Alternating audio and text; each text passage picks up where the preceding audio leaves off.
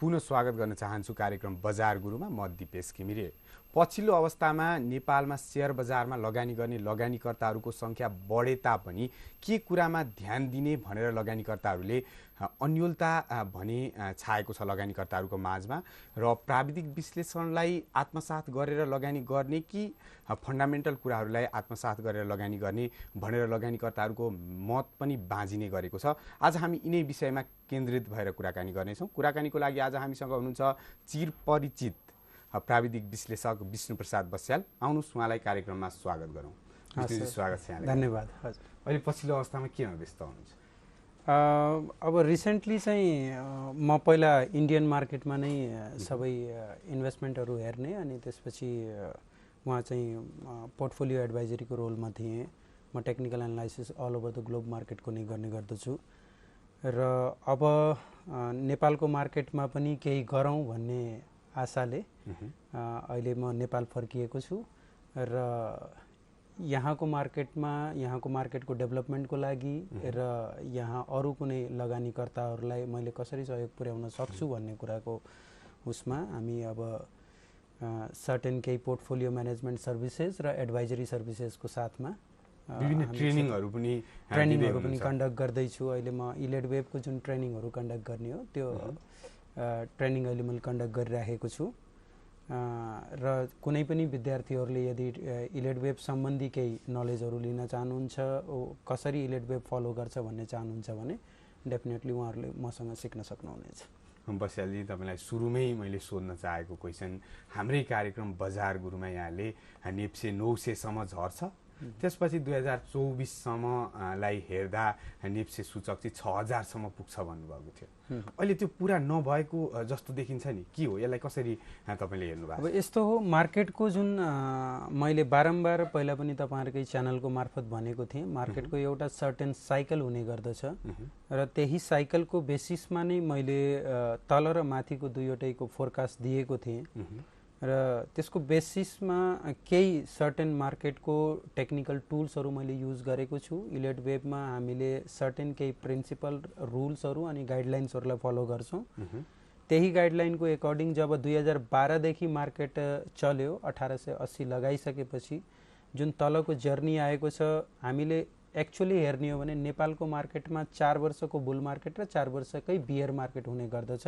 हामीले हिस्टोरिकल चाहे त्यो सन् 2000मा टप आउट भएर 2004सम्ममा तल आएको होस्, या 2008मा टप आउट भएर त्यसपछि फेरि 2012सम्म तल आएको स्थिति होस्, सामान्य रूपमा त्यो देख्ने गर्दछौँ। तर 2012देखि we are in the very much and very strong bull market, र त्यो बुल मार्केट भित्रको एउटा करेक्सनकै रूपमा मैले लिएको हो, जुन चाहिँ 61.8% को जुन फिबोनाची रिट्रेसमेन्ट लेभल हो त्यो 930 को हाराहारीमा आउँछ, र त्यही बेसिसमा नै मैले 1000 भन्दा तल 900 को हाराहारीमा आउन सक्छ भनेर मैले पहिला पनि प्रेडिक्ट गरेको थिएँ, र स्टिल अझै पनि मार्केटले त्यो टाइम फ्रेम लगभग 4 वर्षको बुल मार्केट थियो भने लगभग एटलिस्ट 2 वर्षको बियर मार्केट बनाउन सक्ने सम्भावना भएको हुनाले अझै पनि टाइम र प्राइस वाइज त्यो लेभलमा नआइसकेको हुनाले प्रोबेबली, अब एक्ज्याक्टली त सर्टेन त कोही पनि हुँदैन, इट्स अ प्रोबेबिलिटीको केस हो,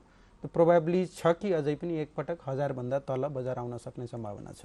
तपाईँले चार्ट बनाएर हेर्नुहुन्छ नेप्सेको सूचकलाई कतातर्फ जान्छ भनेर, खासमा 900 चाहिँ कहिले आउँछ जस्तो देखिन्छ तपाईँको चार्टमा? अब अहिले इमिडिएटली हामीले हेर्ने हो भने जुन 1135बाट बजार फर्किएर 1461 सम्म गयो, यदि यसलाई सर्ट टर्ममा व्याख्या गर्ने हो भने 1461 सम्म एउटा मार्केटको पनि जुन एउटा प्याटर्न हुन्छ, जब यसले लार्जर ट्रेन्ड डाउन साइडमा भएको हुनाले जति पनि माथिको साइडमा जान्छ त्यो करेक्टिभ प्याटर्नमा हुने गर्दछ। करेक्टिभ प्याटर्न भनेको हाई ब्रेक गर्न पनि नसक्ने, तर जुन रिट्रेसमेन्ट र्याली हो त्यो लामो रिट्रेसमेन्ट र्याली दिने गर्दछ। 1135मा एउटा फल थामिसकेपछि अब जुन मार्केट माथि गइराखेको छ त्यो मार्केट रिट्रेसमेन्ट र्यालीकै उसमा गइराखेको छ। लगभग 1470-72 को लेभलमा 61.8% को रिट्रेसमेन्ट हुन्थ्यो भने 1461 मा गइसकेर अहिले जुन तल आइराखेको छ त्यो ओभरअल मार्केटको रिट्रेसमेन्टकै पार्टमा छ। भन्नुपर्दा 1461 बाट अब अहिले जुन तल आइराखेको स्थिति हो, यदि 1260 को हाराहारीमा 1260 इन्ट्राडे ब्रेक गर्न सक्छ, तर सस्टेन क्लोजिङ 1260 भन्दा तल बजारले गर्दैन भने सर्ट टर्ममा फेरि 1460 या त्योभन्दा अलिकति माथि टेस्ट गर्न जान सक्ने सम्भावना छ। भनेपछि अहिलेको अवस्थामा चाहिँ शेयर बजार 1400 भन्दा उकालो लाग्ने अवस्था छ सर्ट टर्मलाई हेर्नुपर्दा। सर्ट टर्मको लागि हेर्दा अब 1-2 दिनभित्रमा नै यदि 1460 मा बजारले सपोर्ट लियो भने मार्केट इमिडिएटली उकालो लाग्न सक्ने सम्भावना छ।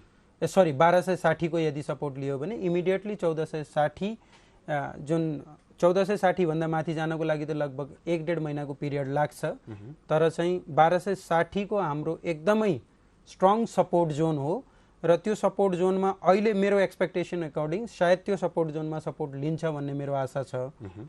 इन केस यदि त्यसमा सपोर्ट लिन सकेन भने त्यसपछि मार्केटमा अलिकति रिस्क चाहिँ बढेर जान्छ, प्रोबेबली पुरानो लो पनि ब्रेक गरिदिन्छ र त्यसपछि निकै तल आउन सक्ने सम्भावना पनि छ। तपाईको केही वर्षलाई हेरौँ अब, केही वर्ष करिब 5 वर्षलाई हेर्दा प्राविधिक विश्लेषणले शेयर बजारलाई के भन्छ? लङ टर्म टाइम फ्रेमलाई हेर्दाखेरि मैले पहिला पनि भनिराखेको थिएँ, यदि हामी लङ टर्म इन्भेस्टर्स हो भने अहिलेको करन्ट फललाई एज अ बाइङ अपर्च्युनिटीको रूपमा मात्र युज गर्नुहोस्। जब फर्स्ट टाइम मैले विभिन्न सोशल मिडियाको थ्रु या मैले चार्टहरू पब्लिस गरेको थिएँ, 1650 को लेभलमा नै 50% क्यासमा बस्नुहोस् भनेर मैले त्यो बेला सजेस्ट गरेको थिएँ भने अबको स्टेजमा जति मार्केट यदि तल आउँदै गर्छ तपाईँले लङ टर्म बाइङ अपर्च्युनिटीको रूपमा लिनुहोस् र आउनेवाला 5-6 वर्षको पिरियडमा मार्केटले फ्यान्टास्टिक रिटर्न दिनेछ र यो हाम्रो बुल मार्केट 2012 बाट स्टार्ट भइसकेको हो, त्यसैको बीचको करेक्सन मात्रै हो। त्यसकारणले लङ टर्म लगानीकर्तालाई कुनै आत्तिनुपर्ने स्थिति छैन, तर सर्ट टर्म ट्रेडरहरूले उनीहरूले आफ्नो क्यापिटलको एकर्डिङ ट्रेड रिस्क म्यानेजमेन्ट गरिराख्नुपर्ने हुनाले त्यसकारणले पनि मैले सर्ट टर्म अपडेटहरू दिने गर्दछु। कोही सर्ट टर्म ट्रेडर छ भने उनीहरूले आफ्नो त्यसैको एकर्डिङ रिस्क म्यानेजमेन्ट गर्नु पर्यो र क्यापिटल कति डिप्लोय गर्ने, कुन बेला एन्ट्री गर्ने, कुन बेला एक्जिट गर्ने, त्यो टेक्निकल एनालाइसिसको बेसिसमा मात्रै हुन सक्छ। बस्यालजी, अहिलेको अवस्थामा लगानीकर्ताहरू अन्योलता छाएको छ। लगानीकर्ताले के गर्ने, किन्ने नकिन्ने र बेच्ने नबेच्ने भनेर अन्योल पनि बढिरहेको छ। लगानीकर्ताले अहिलेको अवस्थामा बजारले चाहिँ लगानीकर्तालाई किन घुमाइरहेको हो त?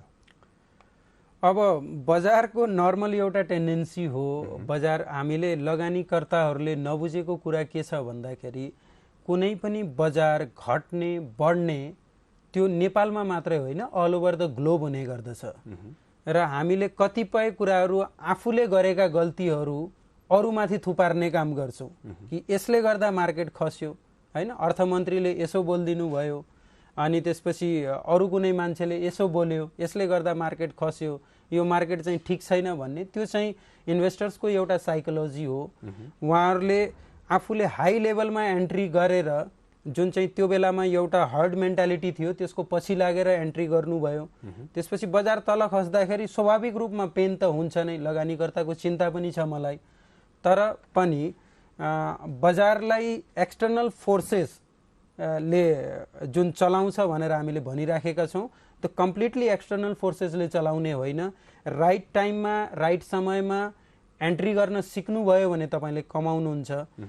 साथको साथ तपाईँले कुनै पनि इन्स्ट्रुमेन्टमा, फाइनेन्सियल इन्स्ट्रुमेन्टमा पैसा लगाउँदाखेरि तपाईँले लिन सक्ने रिस्क कति हो, तपाईँको होल्डिङ पिरियड कति हो, त्यसलाई ध्यानमा राखेर लगानी गर्नुभयो भने तपाईँ कुनै पनि अवस्थामा चिन्तित हुनुपर्ने स्थिति छैन। यदि तपाईँको सम्पूर्ण सेभिङ्स हो त्यो एउटै एसेट क्लासमा लगाइदिने अनि त्यसपछि मैले किनिसकेपछि मार्केट बढ्नु नै पर्छ भन्ने मेन्टालिटी राख्ने र मार्केटले अलिकति तल आएर तपाईँलाई पनिस गर्दाखेरि तपाईँ आत्तिहाल्ने, बेचेर निस्कने, त्यो खालको प्रवृत्ति छ भने अभियसली त्यो नेपालमा मात्रै होइन विश्वभरि नै लगानीकर्ताहरूको बिहेभियर त्यही नै हुन्छ। र हामीले दिने सल्लाह के हो भन्दाखेरि कुनै पनि कम्पनीको सेयर उठाउँदाखेरि एटलिस्ट तपाईँ आफू कन्भिन्स हुनुहोस् कि के कारणले उठाइएको छ, कुनै पनि हर्ड मेन्टालिटी अरूले के भन्यो भन्दै त्यसको पछाडि नलाग्नुहोस्। तपाईँको अहिलेको अवस्थामा लगानीकर्ताहरूलाई घुमाइ पनि रहेको छ सेयर बजारले र तपाईँले भन्नुभयो मनोविज्ञानले चाहिँ केही प्रभाव पार्छ सेयर बजारलाई भन्नुभयो। हजुर, प्राविधिक रूपमा र मनोविज्ञानको रूपलाई हेर्नुपर्दा डिफ्रेन्स होइन र? होइन, प्राविधिक विश्लेषणमा हामीले हेर्ने भनेको नै मास साइकोलोजीलाई हेर्ने हो। भनेपछि हाम्रो टोटल क्राउडको चाहिँ सेन्टिमेन्ट कता छ, उनीहरूको मनोविज्ञान कता छ, त्यसलाई नै हामीले एनालाइसिस गर्ने हो। टेक्निकल एनालाइसिस भनेको नै मनोविज्ञान एनालाइसिस गर्ने टुल हो। अब जस्तो म तपाईँलाई भन्छु, डक्टरले जब तपाईँको हार्ट हेल्थलाई हेर्छ उसले के गरिराखेका हुन्छ, इसिजी हेर्छ। इसिजीमा पनि लाइन धर्काहरू केही हुन्छ, त्यसैको बेसिसमा अब उसको हार्टको हेल्थ कस्तो छ भनेर जज गर्छ। भनेपछि doctor it self is doing a technical analysis.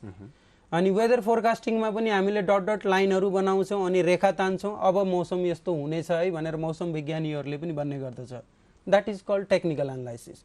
त्यस कारणले एउटा मार्केटको सर्टेन प्याटर्नहरू हुन्छ, एउटा सर्टेन फर्मेसनहरू हुन्छ, इन्भेस्टर्सको बडी सेन्टिमेन्ट कतापट्टि ह्याभी छ भन्ने जज गर्ने नै हाम्रो टेक्निकल एनालाइसिसको काम हो।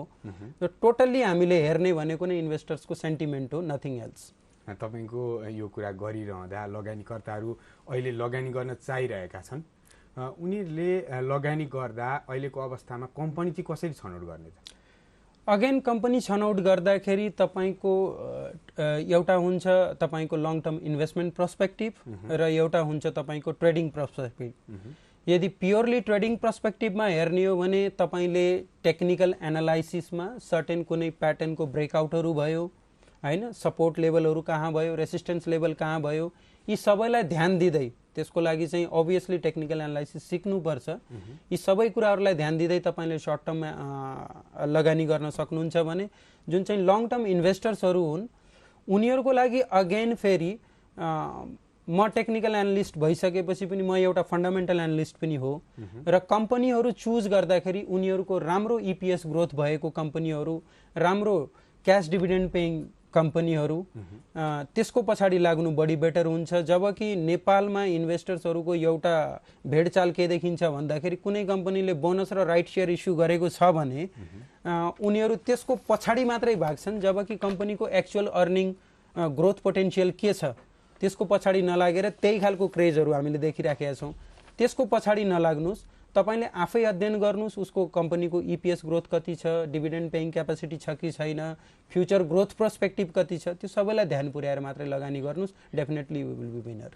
कम्पनी अथवा तपाईले उपसूचकहरूलाई पनि नजिकबाट निहालिरहनु भएको छ, कुन चाहिँ उपसूचक अलिक राम्रो छ अहिलेको अवस्थामा लगानी गर्दा? अहिले करेन्टली अहिलेको स्थितिमा हामीले हेर्ने हो भने सबैभन्दा best time to enter in the market र अलिकति कमसेकम 2 देखि 3 वर्षको टाइम फ्रेमलाई लिएर लगानी गर्नुभयो भने अहिले लगानी गर्ने स्थिति ब्याङ्किङ इन्डेक्समा नै छ। त ब्याङ्किङभित्रको राम्रो कम्पनीहरू छनौट गरेर तपाईँले आफ्नो एनालाइसिस गरेर गर्नुहोस् र यसमा रिस्की जुन चाहिँ एसेट क्लास हो, जुन चाहिँ एबनर्मल प्राइस राइज भइरहेको छ, माइक्रो फाइनान्स र इन्सुरेन्सको नन लाइफ सेगमेन्ट, सबै कम्पनीहरू त होइन तर धेरैजसो कम्पनीहरूको रिलेन्टलेस प्राइस राइज छ, जुन चाहिँ तपाईँ आफै बसेर पनि एउटा एनालाइसिस फन्डामेन्टल पर्सपेक्टिभबाट पनि एनालाइसिस गर्नुभयो भने प्राइस चाहिँ जस्टिफाइड छैन। त्यसकारणले ती कम्पनीहरूको पछि नलागेर तपाईँले जुन चाहिँ अहिले राइटली भ्यालुएड जुन चाहिँ स्टक्सहरू, धेरै स्टक्सहरू ब्याङ्किङ इन्डेक्सको राम्रो भ्यालुएसन पोइन्टमा आइसकेको छ, तिनीहरूलाई पिक गर्नुभयो भने लङ टर्मको लागि तपाईँलाई नेटवर्थ क्रिएट गर्ने स्टक्सहरू यिनै नै हुन्।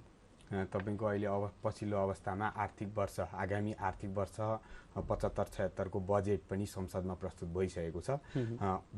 विद्वान अर्थमन्त्री युवराज खतिवडाले प्रस्तुत गरेको बजेटले आगामी दिनमा शेयर बजारलाई केही प्रभाव पार्छ भन्ने अपेक्षा राखिएको थियो, तर त्यसले सकारात्मक प्रभाव भने पारेको देखिएन नि। हेर्नुहोस्, हाम्रो नेपालको मार्केटमा यदि हामीले पछिल्लो समयका सम्पूर्ण इभेन्टहरूलाई हामीले जोड्यौँ भने जस्तो कि इलेक्सन भन्दा पहिला वाम गठबन्धन गर्यो अनि उनीहरू सँगै चुनाव लडे, त्यो इलेक्सन रिजल्ट आउनुभन्दा पहिला एउटा र्याली लिएर आयो, जुन दिन हाम्रो वाम गठबन्धनले थम्पिङ मेजोरिटी लिएर आयो त्यसपछि फेरि बजार तल खस्यो। त्यसपछि फेरि अर्को इभेन्ट हाम्रो सरकार गठन हुने प्रक्रियाको जुन थियो, गठन हुनुभन्दा केही समय पहिला मार्केट माथि बढ्यो, त्यसपछि फेरि मार्केट तल खस्यो र लास्टमा बजेटभन्दा पहिला केही र्याली लिएर आयो, त्यसपछि फेरि मार्केट खस्यो। त ओभरअल हामीले टेन्डेन्सी हेर्दाखेरि कुनै पनि लार्जर इभेन्टहरू छ त्यसपछि बजार तल खस्ने नै गरिराखेको छ। र हामीले भन्ने गर्दछौँ कि when there is a expectation of any good news by the stocks र जब त्यो न्युज आइसक्छ सेल द स्टक्स, किन भन्दा त्यो इभेन्ट बनिसक्यो। अब अर्को इभेन्ट कुनै त्योभन्दा पोजिटिभ छ भने मात्रै तपाईँ गर्ने हो। त्यो इभेन्ट भइसकेपछि त जति पनि एक्सपेक्टेसन थियो त्यो तपाईँको हराएर गयो। अब त्यसपछि अर्को इभेन्टको लागि मात्रै पर्खाइयो। बजारमा तपाईँको विभिन्न उतार चढावले र विभिन्न कारणले पनि प्रभाव भने पारिरहेको छ पछिल्लो अवस्थामा। यसमा नियमनकारी निकाय, नेप्से, धितोपत्र बोर्डहरूले पनि अलिकति केही चासो नदिएको र अलिकति जिम्मेवार पक्षमा उनीहरू क्रियाशील नभएको भन्ने पनि आरोप लाउने गरेका छन् लगानीकर्ताहरूले। अर्थ मन्त्रालय, सिडिएस अनि त्यसपछि नेप्से, धितोपत्र बोर्डलाई आरोप लाग्ने गरेको छ। यो के कारणले हो? नियमनकारी निकाय अहिलेको अवस्थामा सक्रिय नभएका हुन्? यहाँको विचारमा चाहिँ के लाग्छ? नेपालको परिप्रेक्ष्यमा मैले हेर्दाखेरि कुनै पनि अथोरिटीहरू, whether it is a NEPSE, SEBON होस् या फेरि अर्थ मन्त्रालयको तर्फबाट पनि उनीहरूको एक्टिभिटीले के देखिन्छ भन्दाखेरि उनीहरू यो मार्केटको विकास गर्नको लागि सिरियस नै छैनन्। अब यसमा म एक एक गरेर तपाईलाई पोइन्ट भन्छु। अब नेप्सेको पक्षबाट हामीले हेर्ने हो भने विगत कैयौं वर्षदेखि जम्मा 50 वटा ब्रोकरलाई मात्रै ब्रोकिङ लाइसेन्स इस्यु गरेको छ।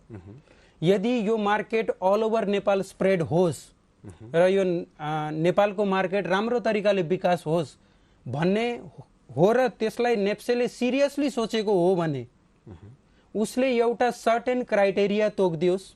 कति क्यापिटल चाहिन्छ, कस्तो खालको पर्सनहरू त्यो ब्रोकिङ लाइसेन्स लिनको लागि, उनीहरूको एजुकेशनल ब्याकग्राउन्ड के हो, उनीहरूको फाइनेन्शियल ब्याकग्राउन्ड के हो, त्यो सबै क्राइटेरिया तोक्दियोस् र जसले पनि लाइसेन्स लिन चाहन्छ उसलाई लाइसेन्स इस्यु गरिदियोस्। अल ओभर नेपाल, नेपाल अधिराज्यभरि हाम्रो चाहिँ ब्रोकिङ कम्पनीहरू छरिएर बसुन्। त्यो सम्भव छैन भने पनि कमसेकम सब ब्रोकर लाइसेन्सहरू इस्यु गरिदियोस्। र सम्भव नहुने भन्ने कुरा त केही पनि छैन, किन भन्दा अल ओभर द ग्लोब जति पनि ब्रोकिङ लाइसेन्सको लागि कुनै पनि सिन्डिकेट बनेको छैन। यो देख्न पाएको नेपालमा मात्रै हो। त भनेपछि नेप्सेका अधिकारीहरू साँच्चीकै नेपालको मार्केट विकास गर्नै नखोजेका हुन् कि उनीहरू यसै गरी चाहिँ चलाउन खोजिराखेका हुन् कि या फेरि उनीहरूको स्पेशल कुनै चासो छ कि ब्रोकरहरूसँग? त्यो हामीले शंका गर्नुपर्ने स्थिति छ। यो कुराकानी गरिरहँदा नयाँ ब्रोकर थप्दाखेरि नेपालको पुँजी बजारले धान्ला त? होइन, नयाँ ब्रोकर थप्दा पुँजी बजारले किन? हाम्रो त बजार सानो छ। यो सानो बजारलाई नयाँ ब्रोकर प्लस वाणिज्य ब्याङ्कहरूलाई लाइसेन्स दिने कुरा पनि चलिरहेछ। तपाईँले वाणिज्य ब्याङ्कहरूलाई पनि लाइसेन्स दिनुपर्छ भनेर विभिन्न कुराहरू गरिरहनु भएको छ पहिलेदेखि नै। यो कुरा गरिरहँदा नेपालको पुँजी बजारले नयाँ ब्रोकर लाइसेन्स दिँदा थाम्छ त? होइन, बजारमा त हाम्रो पार्टिसिपेन्ट्स जति बढ्यो होइन, नयाँ ब्रोकिङ लाइसेन्सहरू दिइसकेपछि अभियसली यो मार्केटमा पार्टिसिपेन्ट्सहरू बढाउने प्र्याक्टिस हो। त पार्टिसिपेन्ट्स बढ्नु, भोल्युम बढ्नु होइन, त्यो त बजारको लागि पोजिटिभ सङ्केत हो। अब कुनै ब्रोकरलाई लाइसेन्स दिँदाखेरि यदि उसको फाइनेन्शियल अवस्थाले उसले ब्रोकिङ फर्म चलाउन सक्दैन भने उसले सरेन्डर पनि गर्छ, सक्छ भने उसले चलाउँछ। र करेन्टली अहिले ब्रोकरहरूले यदि कुनै अनियमितताहरू गरेको छ भने जब कम्पिटिसन आइसकेपछि ती अनियमितताहरू पनि बजारबाट हराउँदै जान्छ। त भनेपछि ब्रोकर लाइसेन्स दिनु र मार्केटले धान्न सक्छ सक्दैन भन्नुमा कुनै तर्क छैन। हामीले जस्ट मार्केटको एक्सपेन्सन गर्ने हो भने हामीले ब्रोकर लाइसेन्स दिनै पर्छ। हो, ब्रोकर लाइसेन्स जोसुकैलाई बाँड्ने होइन, एलिजिबिलिटी क्राइटेरिया तपाईँले तोकिदिनुहोस्। त्यो क्राइटेरियाभित्र जोसुकै, चाहे इन्डिभिजुअल होस् चाहे इन्स्टिट्युसन होस्, जोसुकै फल हुन्छ उनीहरूलाई ब्रोकिङ लाइसेन्स दिन सकिन्छ। इन्डियाकै केसमा पनि हामीले हेर्ने हो भने पहिला जब बीएससी एक्जिस्टेन्समा थियो, बीएससीले, बम्बे स्टक एक्सचेन्जले लिमिटेड ब्रोकरहरूलाई मात्रै लाइसेन्स डिस्ट्रिब्युट गर्ने गर्दथ्यो। जब एनएससी आयो, नेसनल स्टक एक्सचेन्ज आयो, उसले चाहिँ ओपनमा मार्केटमा जसले जो पनि एलिजिबल छ उनी सबैलाई लाइसेन्स बाँडिदियो। त्यसपछि बिस्तारै बीएससीले पनि बाँड्यो। या त फेरि नेपालले आफ्नो नेप्सेको एकलौटीपन भएको भएर पो यसो गरेको हो कि होइन? होइन, यदि सिरियसली यो भनेको फाइदा भनेको नेप्सेको आफैको लागि पनि हो। यदि मार्केटमा भोल्युम, टर्नओभर बढ्छ भने नेप्सेको पनि त रेभिन्यू बढ्छ नि। उसले सिरियसली यो कुरालाई सोच्नु पर्यो र सिरियस छ भने इमिडिएटली 2-3 महिनाभित्रमा नै कुनै एउटा पोलिसी लिएर आएर ब्रोकिङ लाइसेन्स इस्यु गर्नु पर्यो। होइन भने त हामीले डाउट नै गर्नुपर्छ कि उनीहरूको ब्रोकर र नेप्सेको बिचमा नै कुनै नेक्सस छ कि भनेर डाउट गर्नुपर्छ। त्यसो हो भने नयाँ स्टक एक्सचेन्ज चाहिँ प्रभावकारी हुन्छ त? नयाँ स्टक एक्सचेन्ज आएपछि यो ब्रोकर लाइसेन्सका कुरादेखि लिएर नेप्सेकै भित्री रूपमा केही सुधार आउँछ जस्तो लाग्छ यहाँलाई? अभियसली दुईवटा एक्सचेन्ज भयो भने कम्पिटिसन त बढ्छ नै होइन। एक्सचेन्जको बिचमा कम्पिटिसन बढ्छ। एउटा एक्सचेन्जले राम्रो कुराहरू ल्याइराखेको छ भने अर्को एक्सचेन्जलाई पनि फलो गर्नुपर्छ। तर अहिलेको स्थितिमा नेपालको पुँजी बजारको स्थितिमा अर्को एक्सचेन्ज यहाँ चाहिँ सस्टेनेबल धान्न सक्छ कि सक्दैन भन्ने एउटा क्वेसन मात्रै हो। र त्यसको लागि केही समय लाग्ने हो भने पनि मार्केट एक्सपान्ड हुँदै गएपछि त अर्को एक्सचेन्जलाई अलाउ गर्दा पनि हुन्छ। तर करन्ट जुन अहिले एक्सचेन्ज चलिरहेको छ त्यसैले पनि त आफ्नो डेभलपमेन्टको लागि केही न केही गर्न सक्यो नि। पछिल्लो अवस्थामा तपाईँले यो कुरा गरिरहँदा नेप्सेलाई अहिले नि नल्याए पनि पछि चाहिँ नयाँ स्टक एक्सचेन्ज ल्याइन्छ भन्नुभयो। तत्कालको लागि चाहिँ अहिलेको नेपाल स्टक एक्सचेन्जलाई केही सुधार गर्नुपर्ने देखिएको छ? अभियसली सबैभन्दा पहिला त उनीहरूको पोइन्ट वाइज भन्दाखेरि फर्स्ट अफ अल उहाँहरूले नयाँ ब्रोकिङ लाइसेन्सहरू इस्यु गर्नु पर्यो to make larger participation of the public. र सेकेन्ड पोइन्टमा उहाँहरूको नेप्सेको सबैभन्दा अनप्रोफेसनलिजम केमा देखिन्छ भन्दाखेरि प्रोपर डाटाबेस म्यानेजमेन्ट गर्नुभएको छैन। हामी मार्केट पार्टिसिपेन्ट्स हो, हामीलाई प्राइसिङ इन्फर्मेसन चाहियो। हामीलाई टिक बाई टिक इन्टरनेसनल स्ट्यान्डर्डमा के छ भन्दाखेरि हरेक ट्रेड हुँदाखेरि त्यसको डाटा चाहिँ उनीहरूको सर्भरमा फिड हुन्छ र त्यो डाटा जुनसुकै बेला पनि हामीले उनीहरूसँग एक्सट्र्याक्ट गर्न चाहन्छौँ भने उनीहरूले पब्लिक डोमेनमा एभाइलेबल गरेको हुन्छ। भनेपछि नेपालको स्टक एक्सचेन्जले सबैभन्दा पहिला त हामीले ओपन हाई लो क्लोजको डाटाहरू माग्न गयौँ भने पनि त्यो पनि हामीलाई प्रोभाइड हुँदैन। उनीहरूले कुनै पब्लिक प्लेटफर्ममा राखेको छैन र प्रोपर डाटाबेस म्यानेजमेन्ट पनि छैन। सेकेन्ड पोइन्ट यो भयो भने अब अहिले आउँदैछ अनलाइन सिस्टम लिएर आउने भन्ने कुरामा जहाँसम्म मैले अहिलेसम्म हामीले देखेका विगतका समस्याहरू के हुन् भन्दाखेरि कुनै कुनै समयमा हाम्रो जुन सफ्टवेयर हो या हाम्रो सर्भर हो त्यो चाहिँ फेल हुने गर्दछ। हामीले आफ्नो सर्भरलाई स्ट्रङ बनाएर गएका छैनौँ, सर्भर लेभलको म्यानेजमेन्ट छैन, डाटाबेस लेभलको म्यानेजमेन्ट छैन। अनलाइन ल्याइसकेपछि पनि यदि एकैचोटि भिडले एकैचोटि लगइन गर्दाखेरि भोलि बिहान फेरि कुनै सर्भरमा समस्या आयो भने त्यो ट्रेडलाई कसरी सेटल गर्ने त्यो पनि ध्यान पुर्याउनु पर्यो। त भन्दाखेरि टेक्नोलोजिकल आस्पेक्ट्समा नेप्से निकै पछाडि परेको छ र त्यसको साथसाथै नयाँ इन्स्ट्रुमेन्ट इन्ट्रोड्युस गर्ने कुरामा पनि 1994 देखि हाम्रो बजार सुरु भयो। हामीले के नयाँ इन्स्ट्रुमेन्ट इस्यु गर्यौँ त? आजसम्म हाम्रो बजारमा डेरिभेटिभ मार्केटको इन्ट्रोडक्सन भइसक्नु पर्ने हो। लगानीकर्ताले यदि आफ्नो रिस्कलाई हेज गर्न चाहन्छन् भने अप्सन मार्केटको थ्रु हेज गर्न सक्छन्, डेरिभेटिभको मार्केटको थ्रु हेज गर्न सक्छन्। अब हामीले यहाँ किनेपछि त कि त मार्केट माथि नै जानु पर्यो, तल आयो भने आफ्नो रिस्क म्यानेजमेन्ट गर्ने टुल नै छैन होइन। नयाँ इन्स्ट्रुमेन्टहरू पनि डेभलप गरिदिनु पर्यो र धेरै विकासको अरू पोइन्टहरू पनि छ। यदि नेप्से सिरियस हुन्छ भने हामी त्यो कसरी विकास गर्दै जाने भन्ने कुरामा सल्लाह पनि दिन सक्छौँ। तर उहाँहरूले चाहिँ एक्सपर्टहरूसँग सल्लाह त माग्नु पर्यो। नेप्सेपछि धितोपत्र बोर्डतिर जाउँ। धितोपत्र बोर्डले पछिल्लो अवस्थामा हकपत्र बोनस सेयरलाई लिएर टाइम लगाइदिने गरेको छ र समयमा नआउने गरेको छ। यसको प्रब्लम आम लगानीकर्ताले प्रत्यक्ष भोगिरहेका छन्। हजुर, यसलाई चाहिँ कसरी समाधान गर्न सकिन्छ? के धितोपत्र बोर्ड अलिक यसमा क्रियाशील नभएको? हजुर, अब कम्पनीको तपाईँको डिम्याटमा जुन सेयर आउनको लागि हो त्यो त अभियसली यदि कम्पनीले नै डिम्याटमा हाल्नु पर्यो होइन। र यो अहिलेसम्म 1-1 वर्षको समय लाग्ने, 6-6 महिनाको समय लाग्ने यो कम्पनीको तर्फबाट नै बदमासी भएको हो। उनीहरूले तपाईँको लगानीकर्ताको डिम्याटमा चाहिँ यत्रो लामो समयसम्म सेयर नहाल्ने काम गर्नु हुँदैन। र धितोपत्र बोर्ड यो कुरालाई एड्रेस चाहिँ प्रोपरली नगरिदिएको। धितोपत्र बोर्ड कसको लागि हो? लगानीकर्ताको लागि हो कि कम्पनीको लागि हो? यदि ऊ चाहिँ लगानीकर्ताको हितको लागि हो भने र कुनै कम्पनीहरूले 1-1 वर्षसम्म पनि बोनस हाम्रो डिम्याटमा हाल्दैनन् भने त्यो कम्पनीलाई कारवाही किन गर्दैन? र भनेपछि धितोपत्र बोर्डले प्रोपर तरिकाले लगानीको पक्षमा गएर कुराहरू सुनिदिनु पर्यो। हेरिदिनु पर्यो, उनीहरूको चाहिँ प्राइम कन्सर्न हो, त्यसलाई एड्रेस गर्नु पर्यो। र अहिलेको स्थितिमा धितोपत्र बोर्ड पनि लगानीकर्ताहरूको पक्षमा उभिएको मैले देखेको छैन। हामी पोइन्ट वाइज गइरहेछौँ। धितोपत्र बोर्ड पछि अर्थ मन्त्रालयतिर लागौँ। अर्थ मन्त्रालयले पछिल्लो अवस्थामा विभिन्न करका दायरा बढाएर नेप्सीलाई असर गरेको भन्ने पनि आरोप लागेको छ। यसले गर्दा पनि शेयर बजारमा प्रभाव परिरहेको छ। अहिलेको अवस्थामा बजेट आइसके तापनि बजारले गति भने लिन सकेको छैन। यो अवस्थामा अर्थ मन्त्रालयले कस्तो यो ठिक गरेको हो अहिलेको करको दायरा बढाएर? हेर्नुहोस्, करको दायरा त नेपालमा अभियसली बढाउनु पर्ने नै थियो।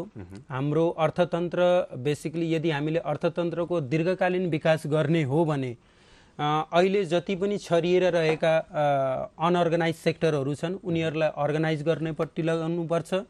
र हाम्रो मार्केटमा जुन चाहिँ हामीले भनिराखेका छौँ ब्ल्याक मनीको इस्युहरू छ त्यसलाई पनि एड्रेस गर्दै जानुपर्छ। धेरै कुराहरू अहिलेको बजेटमा मैले हेर्दाखेरि बजेट धेरै कुराहरूमा सकारात्मक छ र करको दायरा त सरकारको एउटा बाध्यात्मक स्थिति पनि हो, उसले बढाउनु पनि पर्छ।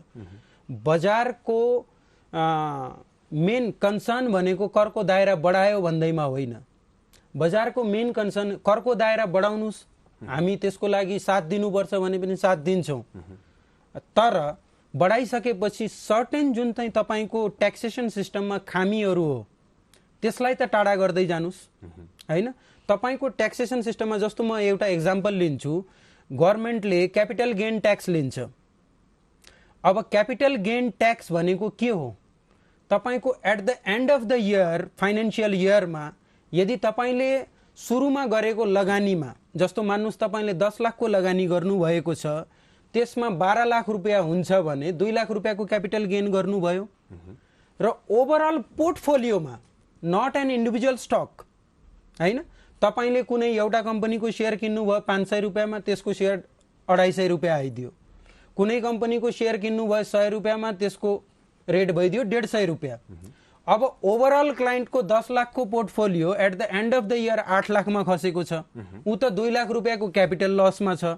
अब सरकारले हामीसँग के भन्छ भन्दाखेरि 100 रुपियाँमा किनेको सेयर 150 रुपियाँमा बेच्नु भयो, यो 50 रुपियाँ भित्र क्यापिटल गेन ट्याक्स दिनुस्।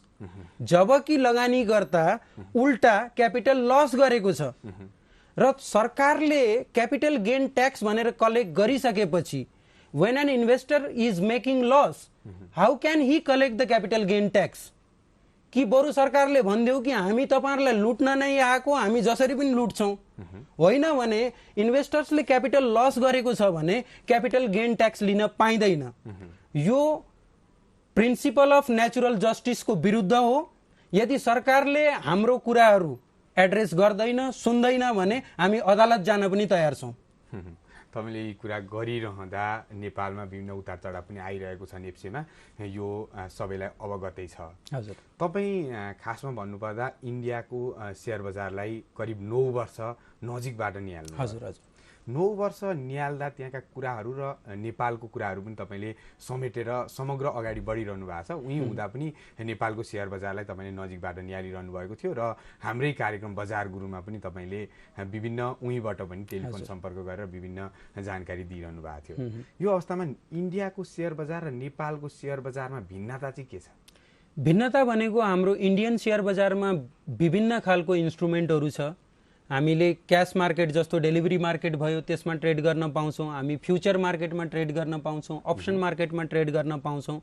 र उहाँको जुन चाहिँ एक्सचेन्जदेखि लिएर उहाँको जुन चाहिँ धितोपत्र बोर्ड हो सेबी, यी सबै चाहिँ इन्भेस्टर्सको प्रोटेक्सनको लागि निकै कामहरू गरेका छन्।